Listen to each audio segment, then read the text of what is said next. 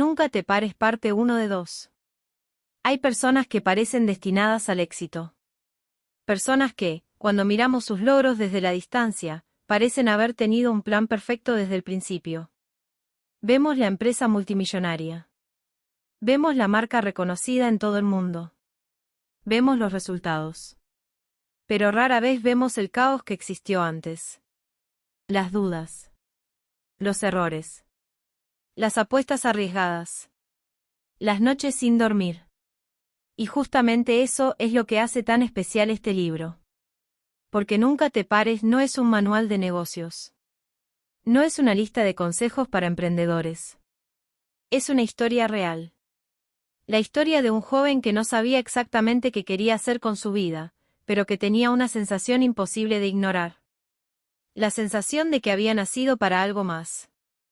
Y ese joven era Phil Knight. La historia comienza en los años 60. Phil acababa de terminar sus estudios universitarios. Como muchos jóvenes, se encontraba en una situación incómoda. Tenía educación. Tenía oportunidades. Pero no tenía claridad. No sabía exactamente cuál era su propósito. Y esa incertidumbre comenzó a perseguirlo.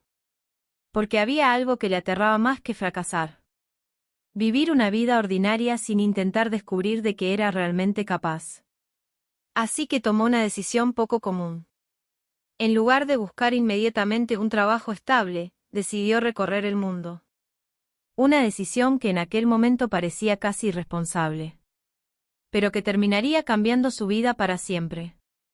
Durante ese viaje visitó distintos países. Conoció nuevas culturas. Observó cómo funcionaban los negocios en otras partes del mundo.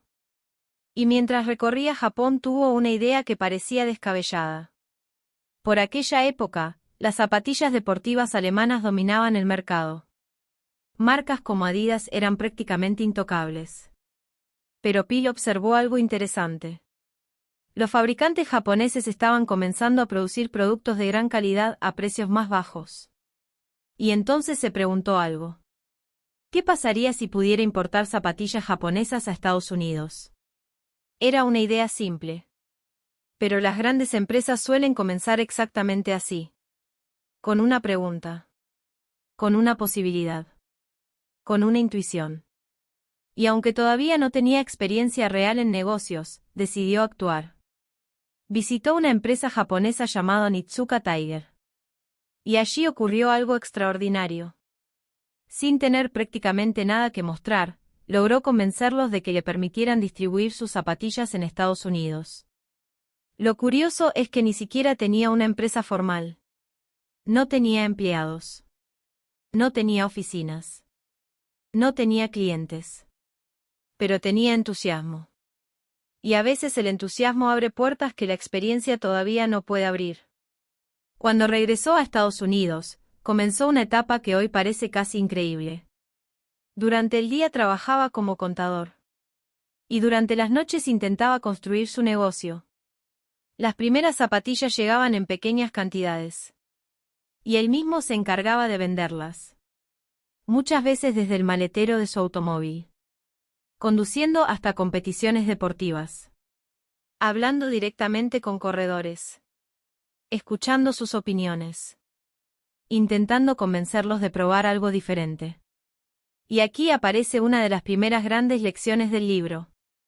La mayoría de los grandes proyectos comienzan siendo increíblemente pequeños. Tan pequeños que muchas personas ni siquiera los tomarían en serio. Pero Pi seguía avanzando. Porque intuía que estaba construyendo algo importante.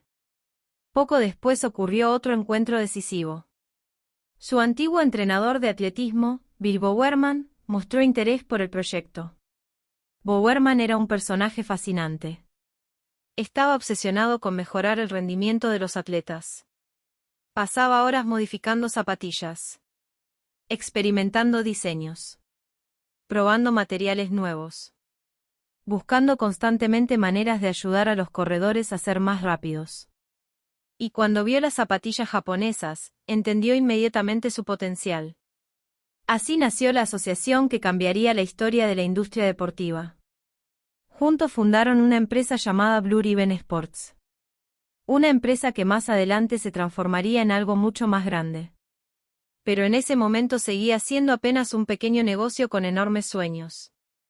Sin embargo, el crecimiento trajo nuevos problemas. Y esta es una de las partes más interesantes del libro. Porque muchas personas imaginan que el éxito elimina las dificultades. Pero en realidad suele crear dificultades diferentes. A medida que aumentaban las ventas, también aumentaban las necesidades financieras. Necesitaban más inventario, más distribución, más recursos. Y constantemente le faltaba dinero. Una situación que se repetiría durante años. De hecho, una de las cosas más sorprendentes de la historia es descubrir cuántas veces la empresa estuvo cerca del colapso. Desde afuera parecía que avanzaban. Pero internamente muchas veces estaban sobreviviendo apenas. Phil describe reuniones con bancos donde cada conversación parecía una batalla. Los préstamos eran insuficientes. Las deudas crecían. Y la presión era constante. Sin embargo, siguió adelante. Y aquí encontramos otra enseñanza poderosa. Muchas veces el emprendedor no avanza porque tenga garantías. Avanza porque cree que vale la pena intentarlo. Otra historia fascinante del libro tiene que ver con los empleados que comenzaron a unirse al proyecto. Y algo curioso ocurre. La mayoría no se comportaba como empleados tradicionales. Parecían fanáticos. Personas obsesionadas con correr. Con los deportes. Con la misión de construir algo diferente. Trabajaban largas horas. Asumían riesgos. Y desarrollaban una cultura que más tarde se convertiría en una de las fortalezas más importantes de la empresa. Phil empieza a comprender que una empresa no se construye únicamente con productos. Se construye con personas. Y las personas adecuadas pueden marcar una diferencia enorme. Otra enseñanza importante aparece cuando analiza sus propios errores. Porque el libro está lleno de decisiones equivocadas. Errores de cálculo. Problemas logísticos. Malentendidos. Y eso lo hace especialmente humano. No estamos viendo la historia de alguien que siempre supo qué hacer. Estamos viendo la historia de alguien que aprendió mientras avanzaba. Y probablemente esa sea una de las razones por las que el libro resulta tan inspirador. Porque demuestra que el éxito no exige perfección. Exige movimiento. Exige aprendizaje. Exige persistencia.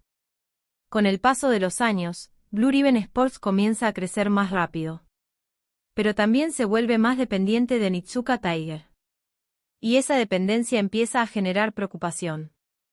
Porque si algo salía mal con el proveedor japonés, todo el negocio podía derrumbarse.